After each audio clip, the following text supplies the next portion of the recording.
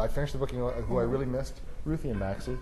Well, I really Tell me miss, about that. I really I'm sure miss you do. Ruthie and Maxie. Tell me about And that. Ruthie and Maxie were my parents, and they died about 10 years ago, and they really instilled this love of family and getting together every week, and they always had a Friday night dinner, and it would always be for the kids, but also their friends and any of our friends, and anybody could come to their Friday night dinners. Is it kind of like a quasi-Shabbat? But It is a Shabbat, except that we weren't religious. Yeah. So at their Friday night dinners, we were just together as a family. And that's the interesting part about Jewish Friday night dinners, is you don't have to be religious, you don't have to be observant, you don't really have to, you could be, but you don't have to be, but you still know about Friday night dinners, and it's still the night that you get together with your family, and every Friday night. And in Judaism, Friday nights and Saturday, Shabbat, is very important because it reminds you every week that you're Jewish, but also that you have a family and to love them.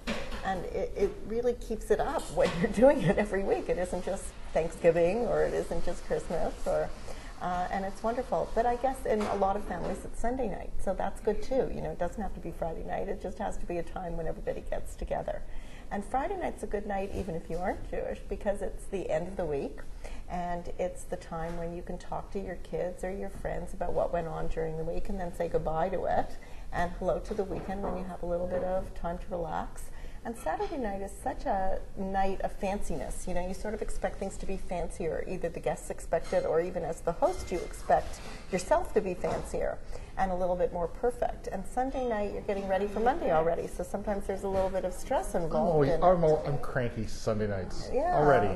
So Friday is a really good night to have people over and when you welcome people into your family, they really participate. They want to help. If there's still things left to do, you give them a job, and you don't mind doing it because it doesn't have to be perfect. It's not Saturday night. And then if they want to help with the dishes, I never used to let anybody help with the dishes. And now everybody helps, and everybody clears, and everybody sits around and talks, and it's just very relaxing and very lovely. There's an amazing turkey thing in here.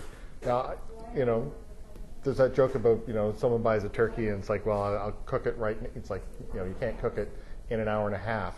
Right. And then Bonnie goes, wrong. Maybe, yeah. So tell me about this, because it sounds... It's a wonderful turkey recipe, actually. Plain and simple. It's an old Julia Child technique. We call it laid-back turkey.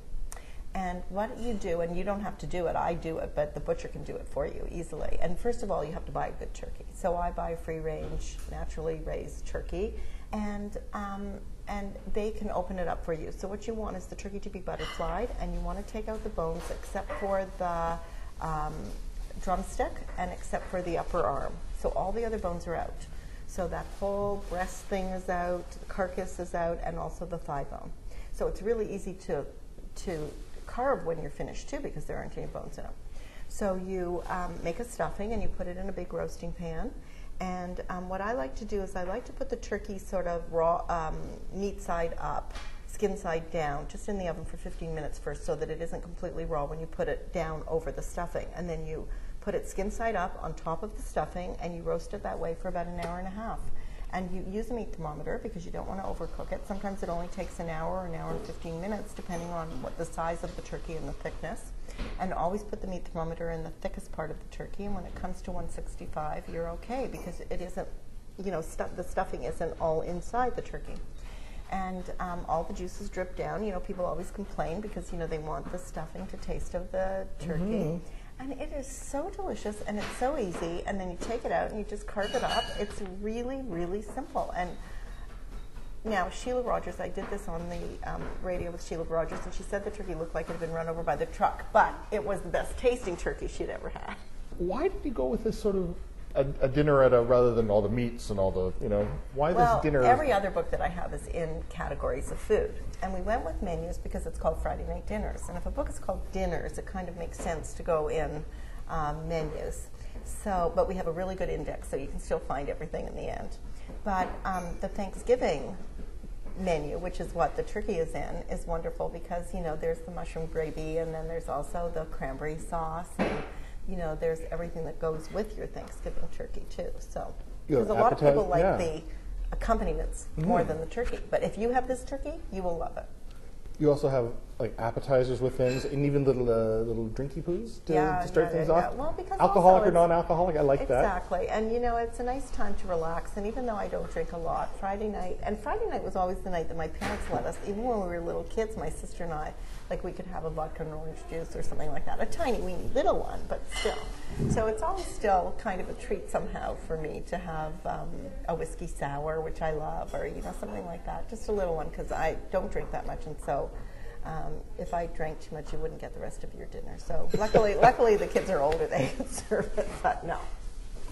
You also have just every once in a while. There's little. It's so homey, and there's little bits of advice so in here. Nice. Because that's the thing I love, that it's homey. Thank you for saying that. That's the best compliment I could get. I just want people to cook and to nurture their families and invite people over and just relax and and be with people. I absolutely adore you, Bonnie Stern, and that's not just because I'm about to sample some of your goodies. And let me make clear to Ray, I do mean the brownies. The book is Bonnie Stern's Friday Night Dinners. I've been speaking with the cookbook author and culinary school governess or owner or head chef. What do you call yourself? Whatever.